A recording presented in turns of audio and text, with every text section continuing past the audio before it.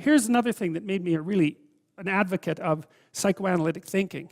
And it was the sort of thing that started to terrify me about what the human psyche was actually like. I started to understand that not only were we like an amalgam of relatively autonomous sub-personalities, each of which had the possibility of gaining control, but that we were also victim, you might say, or beneficiary of impulses that were beyond our conscious formulation or understanding or capacity to resist.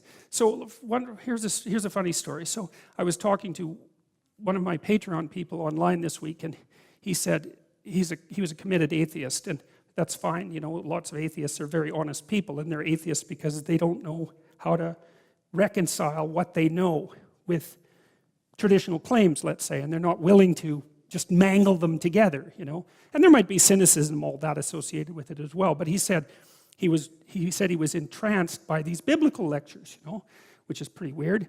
And he said if someone would have told him a year ago that he was going to like be obsessed with a sequence of biblical lectures, he would have told them that they were mad. And so we had a bit of a discussion about that, because this is an interesting thing, you know. And he mentioned this. He said it was something like, you don't choose your interests, they choose you. And that's really worth thinking about too, man, because, you know, it's really hard to get interested in something you're not interested in, even if you know there's a good reason for it. You know, you're studying for an exam, you find the material boring, you know, anything will be more interesting than the studying. Even though you know that that's what you need to do, you can't voluntarily grab yourself by the scruff of the neck, let's say, and shake yourself and say, sit down and concentrate. Your mind will just go everywhere. But then if you're interested in something, and even if it's something you shouldn't be interested in, because that happens all the time, then it's like you're a laser focus, man. You can pay attention forever. You can work until you're exhausted. You won't even notice it, and you remember everything. It's like, okay, if you can't control your interest, what does? And man, I tell you, you can think about that for a very long time. So Jung talked about the spirit Mercurius. You know, Mercury is the winged messenger of the gods. And here's how he conceptualized it psychologically. He thought this is what the ancient people who thought about Mercury as the winged messenger of the gods were trying to state psychologically. You know, your interest flits around. It's like there's something that captures it and that moves your interest from place to place. You know, like if you walk into a bookstore, you'll get interested in a particular book. It's as if the book grips you. Because you don't know why you're interested in that. You might, but often you don't know why you're interested in that book. And you know, your interest is flitting around.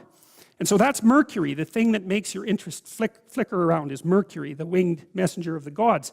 And Mercury is the messenger of the gods because it's the things behind the scenes psychologically that are manipulating your attention. And for Jung, those were equivalent in some sense to the lost gods. And so for Jung, your interest was being manipulated behind the scenes by unseen forces that were associated with your characterological development across time. That was the manifestation of the self. So the self is the potential you, let's say. And the way it operates in the present is by gripping your interest and directing it somewhere. And that's part of the instinct of self-realization. It's a mind-boggling idea, man, really.